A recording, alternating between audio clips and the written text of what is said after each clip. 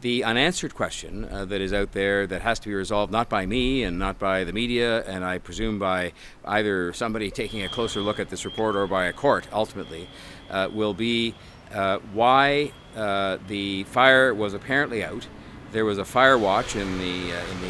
personage of an individual who was there overnight to watch. The person in question, according to the report, saw smoke at 1:24 in the morning, but didn't call the fire department until 3:24 in the morning. And by the time the 2 hours had passed, according to the report, a huge amount of fire had taken root underneath the floor and underneath the stage of the auditorium and so forth, and it then became the major fire that we saw in the second episode, if I can call it that. What